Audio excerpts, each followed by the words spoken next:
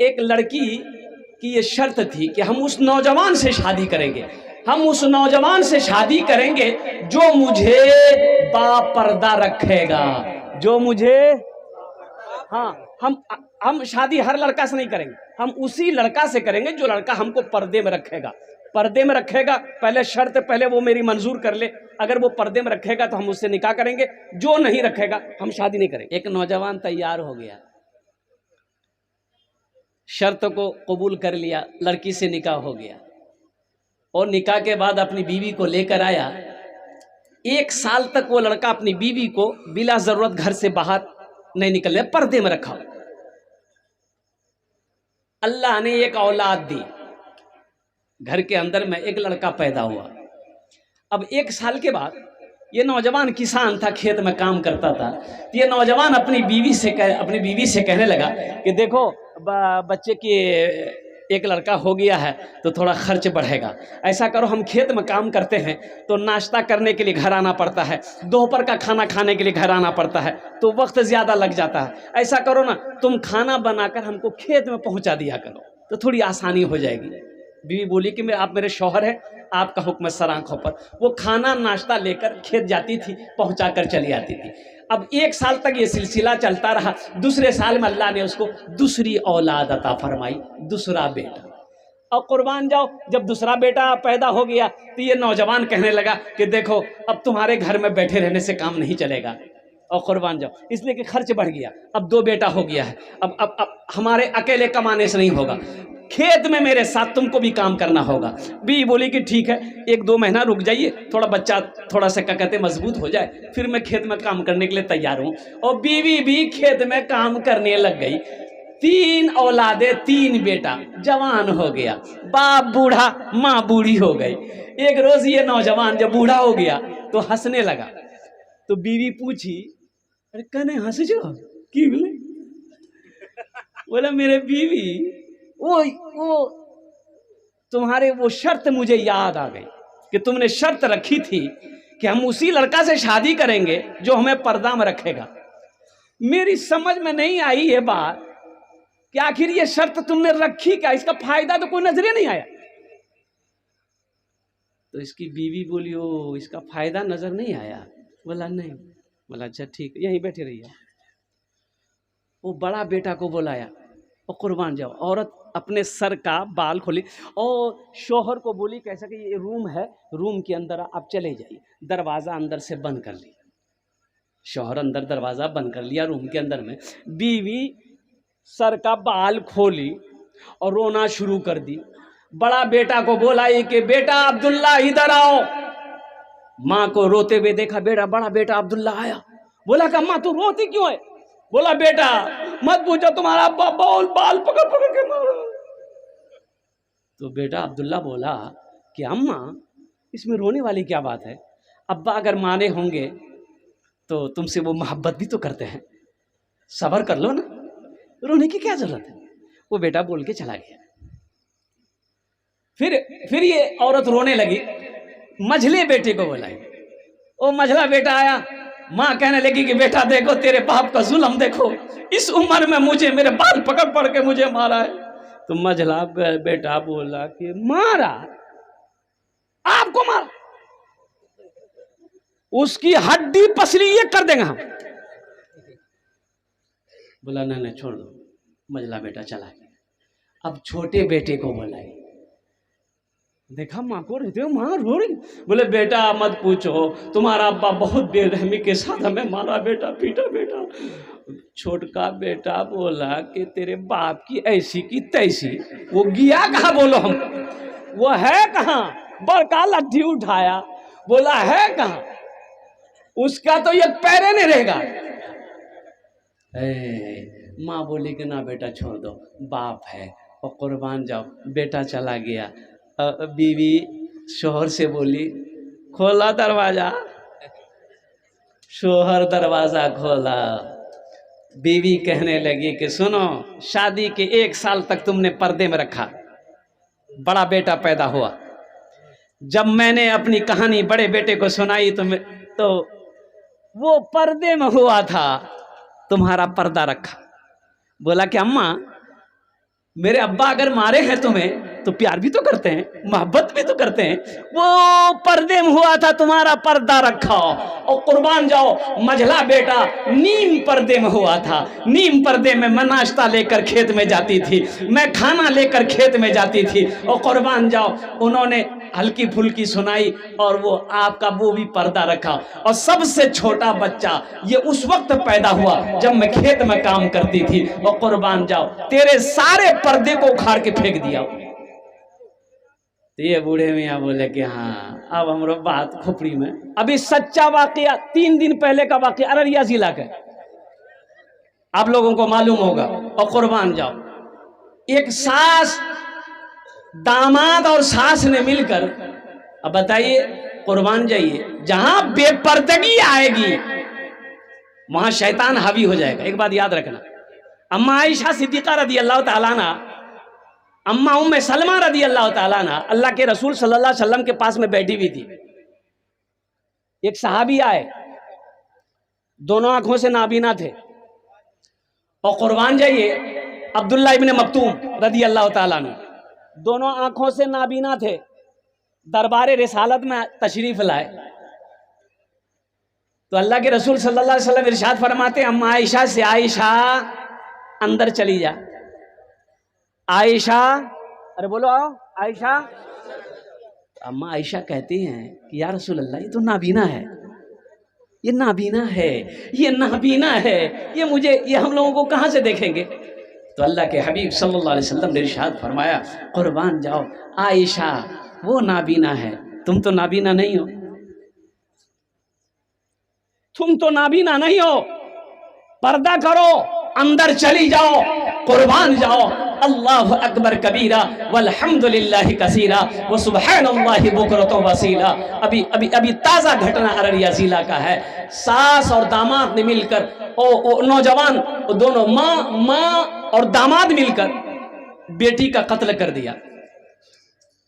पता ये चला, पुलिस जब तफ्तीश की तो रिपोर्ट ये आई कि सास पहले से इस लड़के से प्यार करती थी। अब वो प्यार को जिंदा रखने के लिए अपनी बेटी से शादी कर दिया। बेटी ने अपनी आंखों से अपनी माँ को जब गलत काम करते हुए देखी तो वह आवाज बुलंद की, जिसकी वजह से दोनों मिलकर उस मासूम बच्ची की जान ले ली। दोनों जेल चले गए। कहाँ गए हम, कहाँ गए हम? आज हमारे घरों में पर्दा नहीं है, आज हमारे घरों में पर्दा नहीं है। हमारी बेटियां कहाँ जा रही हमें पता नहीं है। आज हमारी बीवी कहाँ जा रही हमें पता नहीं है। भाई पता तो करो कहाँ जा रही है, पता तो करो कहाँ जा रही है। क्या आपकी जिम्मेदारी नहीं, हमारी जिम्मेदारी नहीं? हमारी बेटी भागलपुर गई है, कॉलेज गई है, यूनिवर्सिटी गई है, आखिर वो कहाँ जाती है, कहाँ क्या करती है, इसकी खबर हमको रखनी पड़ेगी। मेरी बेटी का कॉलेज कै बजे तक चलता है और कुर्बान जाओ यूनिवर्सिटी क्लास कै बजे तक चलता है, मेरी बेटी कै बजे आएगी। हम हर भाई को कहेंगे अपनी बहन को लेकर जाओ, पढ़ ले, उनको अपने साथ में लेकर आओ। हर बाप को कहना चाहता हूं, अगर कॉलेज यूनिवर्सिटी में अगर अपनी बेटी को पढ़ाना चाहते हो तो वक्त निकालो, अपनी बेटी को खुद लेकर जाएं और वहां से खुद लाकर घर पहुंचाएं, इसलिए कि ये आपकी इज्जत है। आज क्या हो रहा है आपको पता नहीं है, हमारी बच्चियों के साथ में क्या हो रहा है आपको पता नहीं, आपको खबर नहीं। सोशल मीडिया का ज़माना है, आपको पता होगा, आप जानते होंगे, मुझे बताने की ज़रूरत नहीं है। सिर्फ मैं ये गुजारिश करूंगा कि अपने घरों के अंदर में पर्दे का एहतमाम करो और कुर्बान जाओ, कोई गैर महरम मेरे घर के अंदर में दाखिल ना हो। अगर वो दाखिल हो तो हमारी औरतें पर्दे में रहे। अल्लाह के रसूल सल्लल्लाहु अलैहि वसल्लम ने इरशाद फरमाया कि बच्ची जब 6 साल का हो जाए, कई साल का? 6 साल की जब उम्र को बच्ची पहुंच जाए तो किसी गैर मर्द के गोद में बैठने मत दो, उसे छुपाओ। 6 साल की जब उम्र हो जाए तो बच्ची को छुपाओ और कुर्बान जाओ। अल्लाह अकबर कबीरा, जब 10 साल की उम्र हो जाए उसका बिस्तर अलग कर दो और कुर्बान जाओ। जहां जहां पर्दगी होगी, जहां पर बेपर्दगी आएगी, वहां से अल्लाह रहमत को उठा लेता है, अल्लाह बरकत को उठा लेता है और कुर्बान जाओ। इसलिए अपने घरों के अंदर में खासकर अपनी बीवी को पर्दे में रखिए। एक आदमी 4 बीघा जमीन बेईमानी किया, छोटा भाई का, कमजोर आदमी, तो छोटा भाई बोले तो वो लट्ठी लेकर खड़ा हो जाए, बड़ा भाई ये बेचारा कमजोर, और कमजोर को दबाता सब है। अरे बोलो भाई इंसाफ है?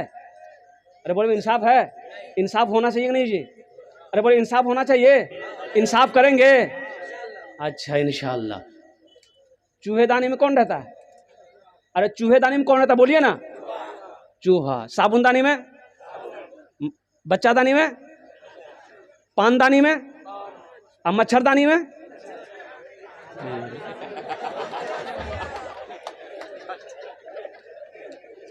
ये इंसाफ करेगा।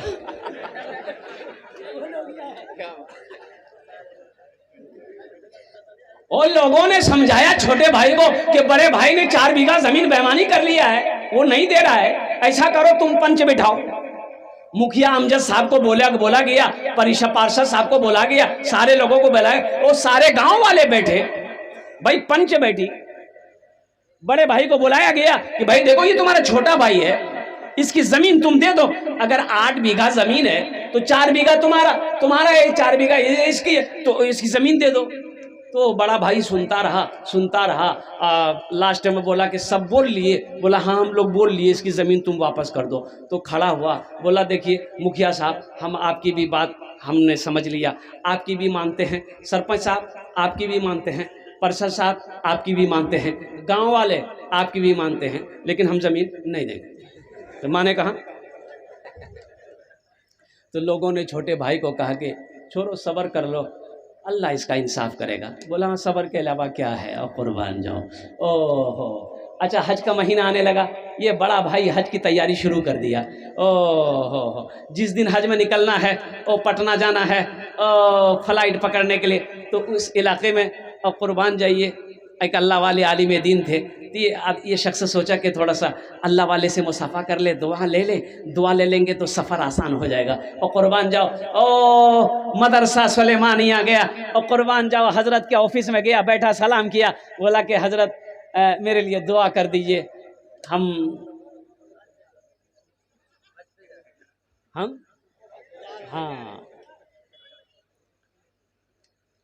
तो हज़रत को ये वाक़या पता था पूरा कि कितना बड़का ये। तो हजरत ने कहा कि बाबू हज करने जा रहे हो तो पीछे कोई मामलात वगैरह तो नहीं है? बोला ना हम 1 नंबर है। बोला 1 नंबर हो? अच्छा, तो जो भाई का जो 4 बीघा जमीन बेईमानी किए हो, बोला हजरत उसी को तो माफ कराने के लिए जा रहे हैं। बोला अच्छा, उसी को माफ कराने जा रहा है।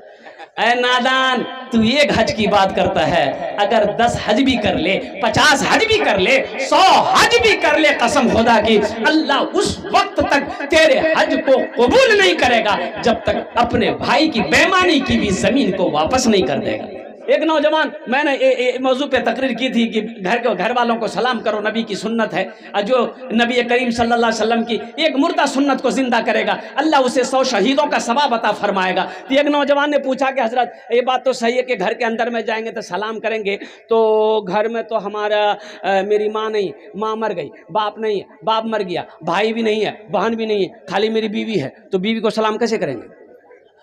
बीवी को सलाम कैसे करेगा? जैसे किया जाता है वैसे सलाम करेगा।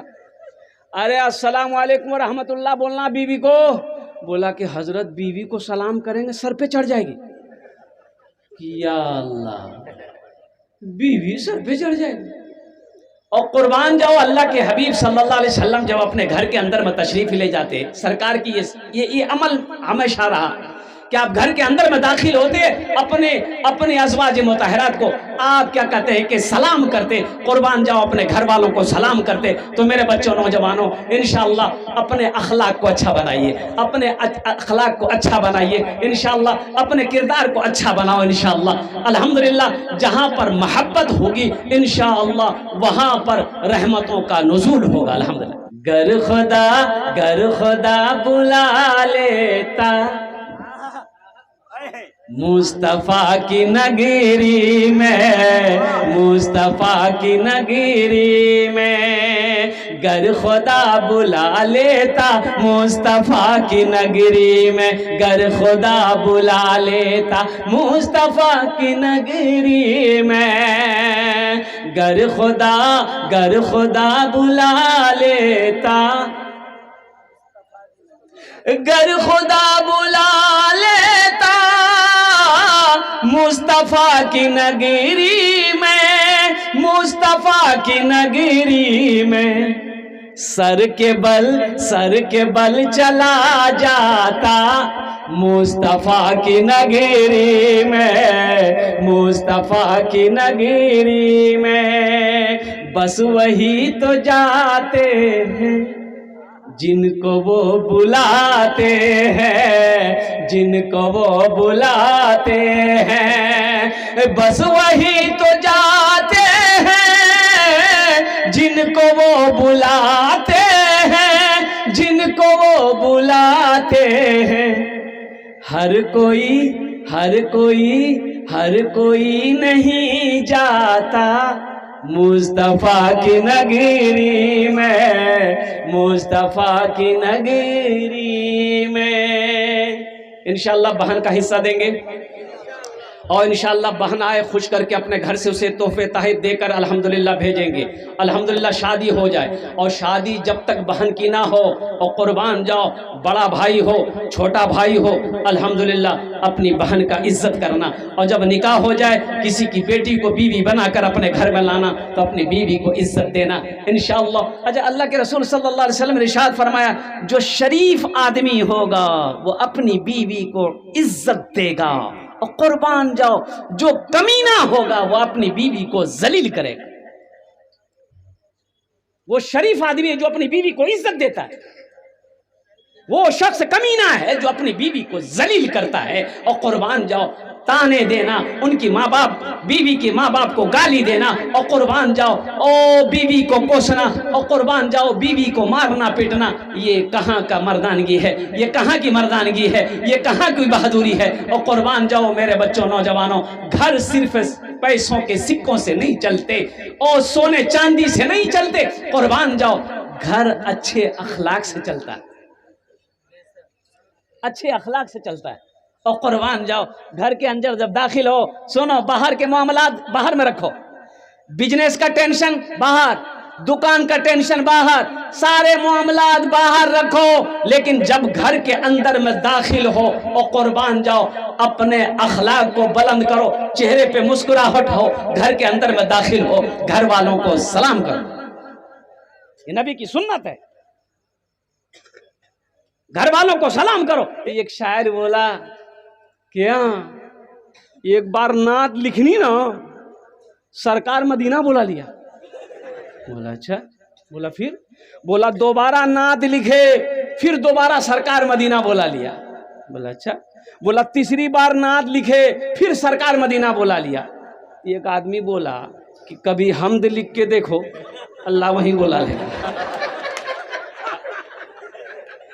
जितने शोराए किराम हमारे बैठे हुए हैं, बड़ा अच्छा मतलब बाबू है, जिसने भी लिखा कलम तोड़ दिया।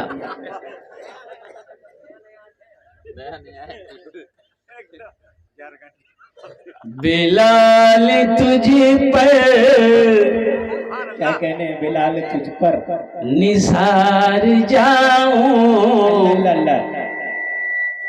बिलाल तुझ पर निसार जाऊं कि खुद नबी ने तुझे खरीदा। बिलाल तुझ पर निसार जाऊं कि खुद नबी ने तुझे खरीदा। बिलाल तुझ पर निसार जाऊं कि खुद नबी ने तुझे खरीदा। नसीब हो तो नसीब ऐसा, गुलाम हो तो बिलाल जैसा। नसीब हो तो नसीब, अल्लाह करम है। बड़का गांधी जी ये भी अल्लाह का करम है कि ये कितना है। हाँ अल्लाह अल्लाह अल्लाह इस बच्चे को हाफिज कुरान, बड़ा बच्चा ये बड़ा सखी निकलेगा ये, और होना भी चाहिए। देखो अभी के ज़माने में इसकी इज्जत करो, ये बहुत काम वाली चीज़ है, इसके बगैर कोई काम ही नहीं होगा बोले। इसलिए रांची का जलसा करके वो तो ये करना था, तो एक आदमी से पूछा भाई शौचालय इधर है, बोला कि हाँ ये बस स्टैंड में शौचालय है जाइए। तो गाड़ी वहाँ लगाए, देखे कि शौचालय है, एक आदमी कुर्सी लगा के बैठा रहता है, पैसा लेता है ना। तो हम गए, बोला कि क्या मौलवी साहब क्या कीजिएगा कि डबल कि सिंगल? हम बोले कि नहीं सिंगल। बोला 5 टकिया लगेगा। तो 10 का नोट था, हम उसको दे कर चले गए, इस्तंजा करके उधर से निकले तो उसके पास आया, हम बोले कि 5 टका दिए। तो वो बक्सा खोला, देखा, बोला कि मौलवी साहब 5 टका तो नहीं है। तो हम बोले कि नहीं है तो कहीं से लेके दीजिए। बोला ऐसा कीजिए ना, एक बार और कर लीजिए। क्या है ये वाली बात। अल्हम्दुलिल्लाह अल्लाह इस बच्चे को हाफिज कुरान आलिम दीन बनाए, आमीन। देखो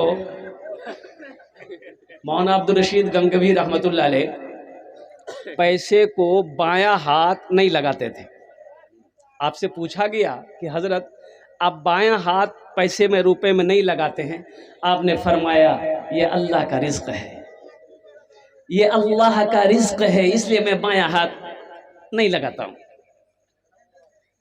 इसलिए इसकी इज्जत करो मेरे बच्चों। लेकिन इज्जत कैसे? पहले कमाओ, इसे कमाओ, हलाल रोजी कमाओ, हलाल रोजी कमाओ। एक आदमी छप्पर ठीक कर रहा था घास का, तो एक सखी आदमी का गुजर हुआ, तो देखा कि गरीब आदमी है छप्पर में घास वो ठीक कर रहा है। तो उसको बोला वो इधर, अरे काम करना है, मकान का है। बोले बहुत चूता है। बोला चूता है तो कितना खर्चा आएगा? बोला ये 1000 रुपया खर्चा आएगा। तो वो सखी जो था पैसा वाला, वो 1000 रुपये निकाला, बोला लो अच्छे से काम करो फिर ना चुए। तो आदमी सोचा करे बाप तो बहुत घाटे का सौदा कर लिया, ये तो सखी आदमी था, इससे हमको 5000 मांगना चाहिए था, ये 1000 मांग लिया, हम गलती कर ली। वो सखी आदमी घर गया, ये सोचते सोचते बोला कि नहीं उससे हम 5000 लेके ही छोड़ेंगे। दौड़ा दौड़ा उसके घर पे चला गया, दरवाज़ा खटखटाया, वो दरवाज़ा खोला, क्या हुआ? बोला कि देखिए ना बताने में हमसे गलती हो गई, दरअसल उसमें खर्चा जो है ना 5000 होगा। बोला कि 5000 होगा? हाँ 5000 होगा। बोला अच्छा ठीक, तुमको हम कितना दिए? बोला 1000। बोला लिया, अरे है पैसा कहाँ है? बोला के लिए 1000 निकाल के दिया। वो आदमी रख लिया अपने पॉकेट में। बोला कि बाबू देखो हमारे पास 1000 था, तुमको दे दिए थे, अब जो अल्लाह का बंदा 5000 देगा उसके दरवाजे पे चले जाओ, हम और नहीं दे पाएंगे, दरवाज़ा बंद कर लिया। नसीब हो तो नसीब ऐसा, गुलाम हो तो बिलाल जैसा, नमाज अक़सा मैं जब पढ़ाई तो अंबिया वो रसूल बोले, नमाज अक़सा मैं जब पढ़ाई तो अंबिया वो रसूल बोले, नमाज अक़सा मैं जब पढ़ाई तो अंबिया वो रसूल बोले। क्या नमाज हो तो नमाज ऐसी, इमाम हो तो इमाम ऐसा, नमाज हो तो नमाज ऐसी, इमाम हो तो इमाम ऐसा, नसीब हो तो नसीब ऐसा, गुलाम हो तो बिलाल जैसा। मेरे बच्चों, दीन से जुड़ जाओ। अभी क्या क्या हो रहे हैं आपको पता है, हमें बताने की जरूरत नहीं है। अभी पूरे हिंदुस्तान के अंदर में क्या चल रहा है, अल्लाह अल्लाह अल्लाह अल्लाह। ये देखिए, एक हाथ नहीं है, अल्लाह अल्लाह। लेकिन जज्बा देखो, मोहब्बत देखो, कुर्बान जाओ। अल्लाह इनको सलामत रखे, लंबी उम्र अता फरमाए, आमीन बोला अल्हम्दुलिल्लाह। दीन से जुड़ो, दीन सीखो, मस्जिदों को आबाद करो। मेरे बच्चों, नौजवानों, ये फितने का दौर है। एक बात जहन में बैठा लो, फितने का दौर है ये चारों तरफ से फितने निकल चुके। है अभी कुर्बानी के बाद भाई इमाम साहब छुट्टी पर चले गए, तो इमाम साहब मस्जिद से चले गए तो मस्जिद में नमाज होगी कि नहीं होगी? होगी। और कुर्बान जाओ, मगरिब की नमाज में लोग मस्जिद में जब जमा हुए तो भाई नमाज कौन पढ़ाएगा? इमाम साहब तो है नहीं। कोई उसको देख रहा है, कोई उसको देख रहा, मंगरू बुधवार को देख रहा, इतवारी सोमवारी को देख रहा कि नमाज पढ़ाएगा कौन? भाई नमाज तो आखिर किसी को पढ़ानी नहीं पड़ेगी, भाई जमात करानी है। एक बूढ़े मियाँ को लोगों ने कहा कि चाचा आप ही पढ़ा दिए। बोला पढ़ा देंगे, नमाजें पढ़ाना। आगे बढ़ गया बेचारा, बहुत मुश्किल से। देखिए ये कोई लतीफा मैं नहीं सुना रहा हूँ, ये सच्चा वाकया मैं सुना रहा हूँ, केरला का वाकया।